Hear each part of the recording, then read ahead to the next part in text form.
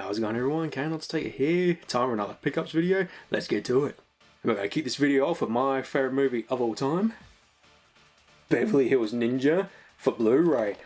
I couldn't believe when I walked into JB and saw this on the shelf and finally have a physical copy of the movie, because I shit you not, I've watched this movie so many times I could probably watch the entire movie in my head. I remember it was 1999, me and Luke were 9 years old, and it was Halloween, and Dad was recording a load of movies, and this was also on as well, and he thought we'd really love it, and we did. We absolutely cracked up watching the movie, and we loved Chris Farley, and it was just so hilarious, action-packed, ninjas, and a lot of a Mortal Kombat crew in this one. You got I think just the one, no, two, Robin Shao, Gobei, Haru's brother, Chris Farley, the character, and also Reptile and Sub-Zero from Annihilation. He's the top guy, the villain in the movie, and I believe the soundtrack as well was the same guy who did the Mortal Kombat soundtrack. So yeah, I can't recommend this movie enough. It's so much fun. I remember family friends were visiting one day, and one of them couldn't believe how much me and Luke were watching the movie, and he'd walk past and goes, "Are you watching this movie again?" And we're like, "Yeah, we are." I might do all the movies and TV first, then get to the games. Apologies if I butchered this name. Carbonari of the Iron Fortress. There was an anime sale on at JB, and it jumped out for me, and looks really cool. The world is overrun, infected humans with appetite for flesh, and very steampunk by the looks of it. I haven't got to watching it yet. I've been trying to catch up on a lot of shows that I need to finish, and I really want to start getting into some more anime again, and this one really jumped out for me. I'll do a double for this one. So I picked up Cyberpunk 2077, the Ultimate Edition for PS5, and I thought I'd pick up Edge Runners as well, because I really want to get around to watching this, and I think they've just started to air another season, if I got that right, and I'm surprised I haven't got to watching it sooner, but I wanted to get this another copy, because I bought the PS4 version because I didn't have a PS5 at the time, and did a whole playthrough of the game on a base PS4, and there was a lot of bugs. I love stuttering, but I enjoyed every bit of it, really enjoyed the game, and I was one of those people that thought, this is really going to be overhyped and it's not going to go so well. And then the first day it finally finally released. A lot of backlash with the whole game, and it finally got to a point where now it is what they were, what their vision was at CD Projekt Red, and I really want to go through the game again on PS5 now, and have the full experience, and I also got to do the DLC. Little bum, because I think they were saying with the DLC it's best to start a new game, so I can't reload my previous game, unfortunately, which got me a little bit bummed out, but I might try and replay it and do the same decisions that I did with the my first run of the game. Man, Heidi, this movie looks absolutely insane. I was just going through the browsing, seeing what would jump out, and this one did.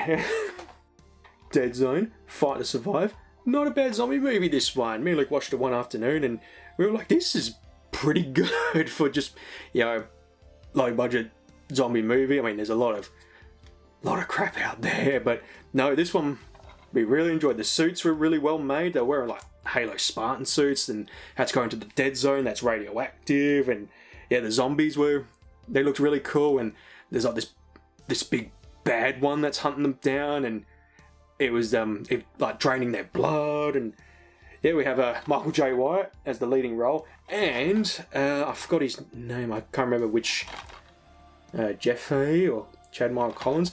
This guy here, he's the son of the I forgot the name of him. Beckett, Captain Beckett in the Sniper movies. He's the son. When he started appearing, and I was watching the movie, I'm like, I've seen him somewhere, and then searched him, I'm like, he's the son.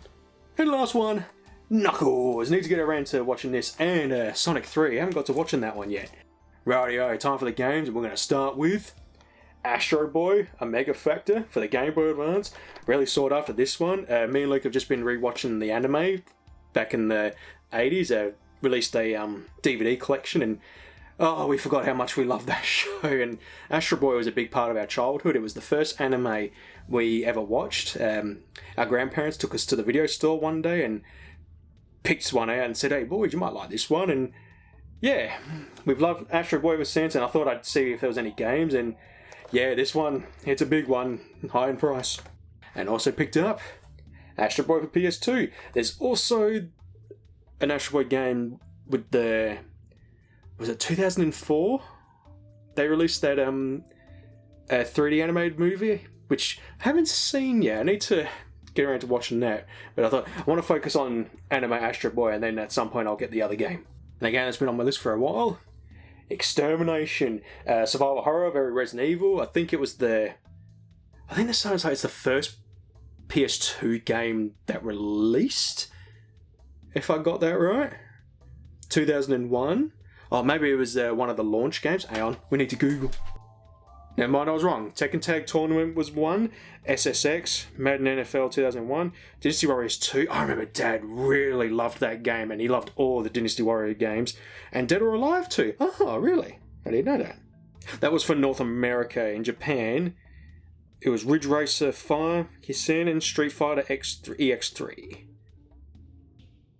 Armored Core 2, really?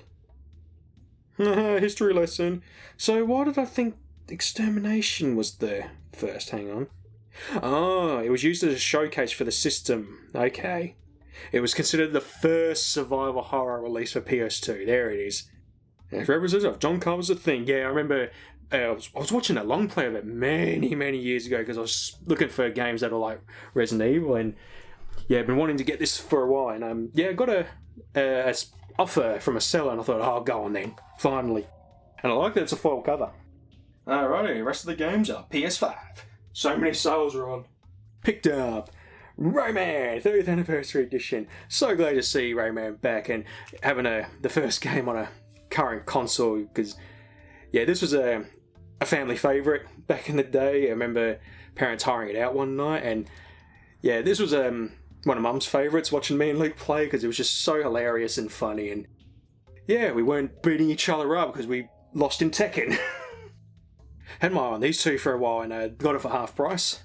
Nightmare Box, Volume 1 and 2. Yeah, I'm just keeping an eye out for these kind of games, especially compilations where you get multiple games on one disc, and yeah, just for the collection. And I'm hoping they do more, because yeah, it's good to see these these indie games being brought onto a disc.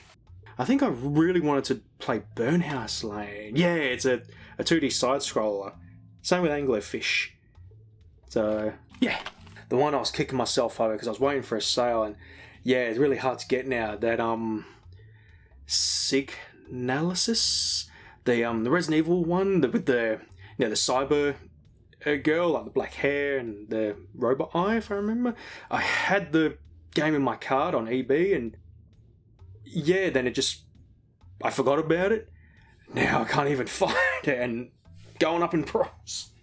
I'm probably not going to get a physical copy now. Sorry, eh? I need to get around to beating this game. Progmata. Really enjoying this one, and yeah, I thought I was going to struggle when I saw the first trailer and the hacking during fighting the robots, and I thought, oh no, I'm going to really struggle with that. But no, once I got the hang of it, it's really good and really smooth, especially when you get comfortable and you got the weapon that you like to use, and boom, boom, boom, and weaken the robot.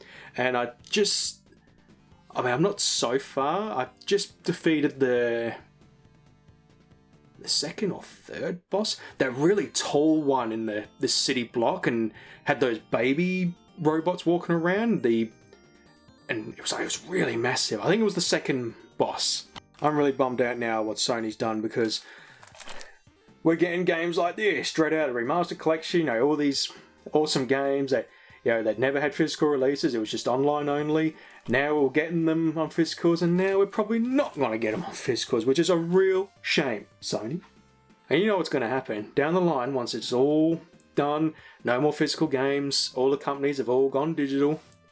Just wait until one of those companies turns around and suddenly goes, "Oh, you paid $100 for that game?" No, you haven't. You paid $100 to play that game for 1 year.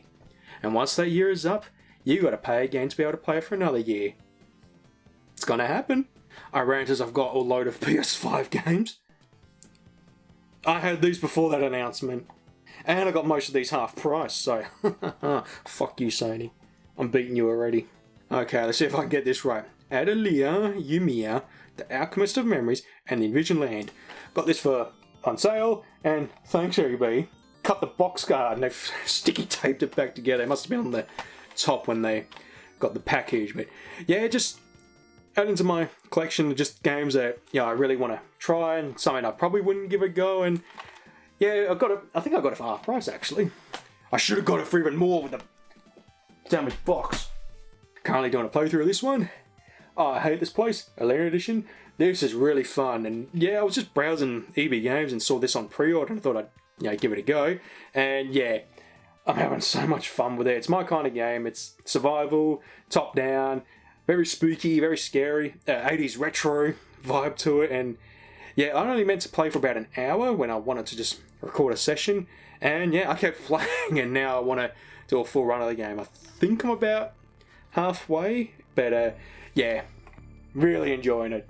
There's a lot of side stuff in the game that just really makes me go, wow, that's really cool. One of my favourites at the moment is when we're trying to relive some moments that have happened to people. Yeah, we find a body and it's like, oh, how did this happen? And we go into this spirit world and we try and piece together how it happened, and then we got to guess, what happened to this person. It's really fun. Tony Hawk's Pro Skater 3-4. Finally got around to picking this up because got 1 and 2. Got the really cool Glazers edition with the skateboard deck, which was really awesome. And yeah, I hope we get Tony Hawk's Underground 1 and 2 next as a remastered because they were so much fun. One I played the most. Once I beat the game, I'd restart it and play it over again. Tony Hawk's Underground 2, that was just fun because at the time, really big on Jackass, especially Viva La Bam, and Bam as one of the main characters along with Tony Hawk was so cool. And yeah, that was a lot of fun. I can't remember which one I played, 3 or 4. It was when I picked up the GameCube, and it was a second-hand one because it was around the time GameCube was obsolete, and I wanted to get one to play Resident Evil Remake, which I was so annoyed because I didn't have enough money at the time, and they had a copy of Resident Evil Remake, and I thought, I'm going to come back in a week, I'll have enough money by then, I'm going to get a GameCube and I'm going to get that game. And I wish I'd bought the game first and then got the GameCube, because when I went back, it had sold, and this was when it was pretty hard to find a copy of Resident Evil Remake, and yeah, I was like, damn it, it was so close. And then about a year later, I remember EB Games had a copy, and I was like, yes, finally. Turok Trilogy Bundle, adding to my classic games being brought to current console collection. And yeah, I never played the Turok games, which is a shame, because yeah, they're my kind of games.